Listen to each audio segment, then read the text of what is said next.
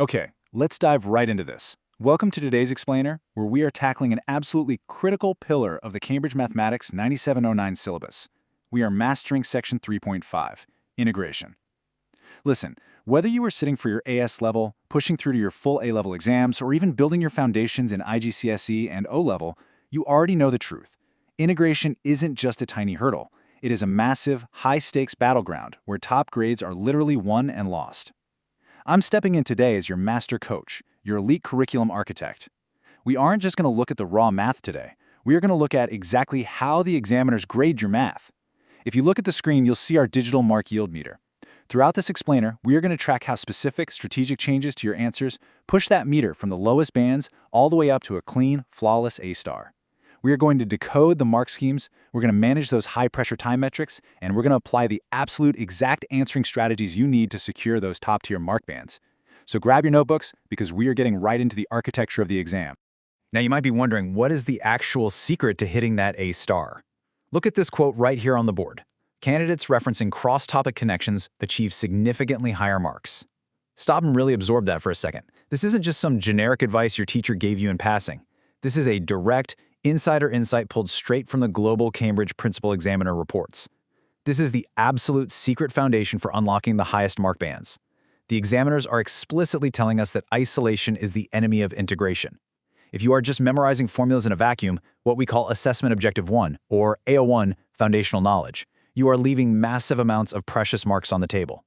You have to show how 3.5 integration connects to your algebra, to your trigonometry, and to your core logical reasoning. This is where we need to decode the Cambridge command words. There is a massive difference between a question that asks you to explain versus one that asks you to evaluate or analyze. If a question says evaluate and you just list the integration steps without justifying the cross-topic algebraic substitution you used, that is a misinterpretation of the command word, and it triggers an immediate marking penalty on the examiner's grid. We are going to fix that today. So here is our tactical roadmap for this session. First, the core principles. Second, the procedural framework. And third, the top examiner traps. Let's keep moving. Section 1, Core Principles and Definitions. Let's lay the groundwork. Here is the exact mathematical focus we are analyzing today. Section 3.5 integration builds directly on the foundational concepts you already mastered in topic 2.5, but it introduces a very specific high-tariff challenge. We are specifically focusing on integrating rational mathematical forms, namely 1 over x squared plus a squared and 1 over 2 plus 3x squared. Now, why are these forms so heavily tested? Because they frequently require identifying standard forms leading to inverse trigonometric functions, or they demand extremely careful algebraic manipulation before you can even attempt to integrate. The assessment framework here is aggressively prioritizing your analytical depth. It's like a giant puzzle. If you don't immediately recognize the architectural structure of these forms, for instance, spotting that you need to pull out a factor to force the denominator into a recognizable inverse tangent derivative format, you literally cannot execute the solution. You are stuck on line 1. Now, what's really interesting about this slide is how the syllabus clearly draws the line between a passing grade and absolute top-tier mastery. To really understand this, let's head into our shared study suite. Imagine we have two of our scholars, let's call them Alex and Sam, and they are working on a massive 8-mark integration question based on these exact rational forms. Alex is what we call an AO1 overload student. Alex looks at the problem and immediately starts writing, overloading the response block with raw factual definitions and basic formulas. Alex says, look, I know the formula for integrating 1 over x squared plus a squared. It's 1 over a times the inverse tan of x over a. Boom, done. But Sam, who represents top-scoring mastery, stops him. Sam says, wait, Alex, look at the command word. Look at the specific parameters. The denominator is 2 plus 3x squared. It's not in the standard format yet. Alex argues back, but we have superficial breadth. We know the rule.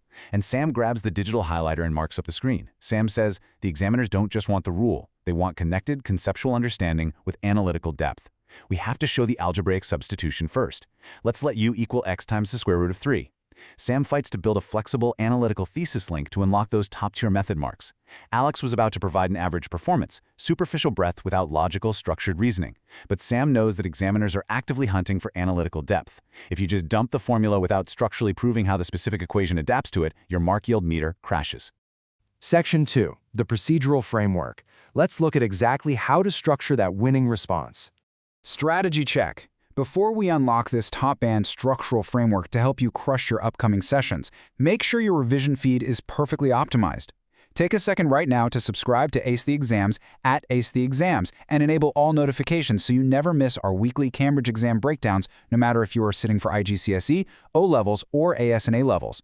See that subscriber icon transforming into a ringing notification bell on screen? Make sure you hit it. Okay, back to the study suite with Alex and Sam. They are halfway through writing out their mathematical proof and they hit an unexpected structural roadblock.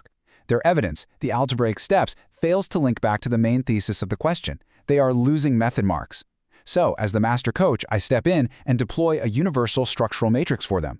I walk them through this standardized step-by-step processing sequence derived directly from the syllabus. This is the Peel framework adapted for Cambridge Math. Step 1. Extract relevant data. Deconstruct the complex question, find your constraints. Step 2. Select the analytical framework. Are you using a standard formula, or does it require substitution? Step 3. Execute with clear notation. This is your evidence. Put the algebra on the page clearly. Step 4. Verify your results. Can you differentiate it back to the original? And Step 5. Present with correct terminology. Tie it all back to the final requested format. We make Alex and Sam rewrite their text block out loud, line by line, applying this exact sequence, engineering a flawless, top-tier response block. And let me tell you, when Alex and Sam were rewriting that response, Step 5 became the absolute game changer. Presentation matters immensely. You can extract all the right data from the exam texts and tables, but it must be paired with these strict presentation conventions to successfully demonstrate mastery. Think of this as your personal compliance audit before you move to the next question. You absolutely need correct terminology. If you introduce a substitution, like we discussed, u equals x times root 3, you must explicitly define it. You need appropriate formats and clear annotation. Every single line of your mathematical working should read like a logical, evidence-based conclusion. The examiner shouldn't have to play detective to guess how you magically jump from line 2 to line 3. If you do the math in your head and don't annotate it clearly on the page, the examiner's grid is unforgiving. You literally lose the method mark. It is that simple. Now, under immense exam pressure, when that clock is ticking down, cognitive fatigue sets in. Your brain gets tired. You need a reliable mental anchor. So I enthusiastically suggest this memory hack to my scholars: create a custom mnemonic using the first letters of the key procedural terms we just went through. E, S, E, V, P. Extract, select, execute, verify, present. Maybe something like, every student expects victorious papers. Or make up your own. The whole shebang is about having a fast, reliable mental checklist. This ensures you don't skip a crucial step when panic tries to set in and you're staring blankly at a complex rational function. Section 3. Top Examiner Traps. Time to open the examiner's playbook. Brace yourselves. I am about to reveal the top 3 fatal mistakes extracted directly from the global Cambridge Principal Examiner reports. These are the trapdoors that consistently drop students out of the A band. Welcome to our interactive pause and practice visual workshop. I want you fully engaged here. Look at the screen. So, the crucial point is that these 3 specific errors consistently cost students their grades. First, confusing cause and effect. Second, forgetting to check format and presentation. Third, providing answers not specific to the context. Let's run challenge 1, the visual data scan. Imagine a complex source chart on the screen showing a student's integration steps for an area calculation. You have a 60-second countdown timer ticking down right now. Can you extract the highest yielding core trend or error before the clock runs out? 10 seconds left. 5. Time's up. The core error was trap number 3. The student calculated a negative numerical value for a real-world area and didn't apply the absolute context, leaving a mathematically impossible negative area. Now for challenge 2, spot the examiner trap. I'm projecting a flawed medium-tier sample student paragraph on the board. Scan the logic. Where does the mark drop? Right there. I'm dragging my digital highlighter over the exact line. The student applied the inverse tan rule to 1 over 2 plus 3x squared without first factoring out the 3 from the x squared term. They confuse the strict cause and effect mathematical conditions required to use the formula. This is exactly how the mark yield meter plummets.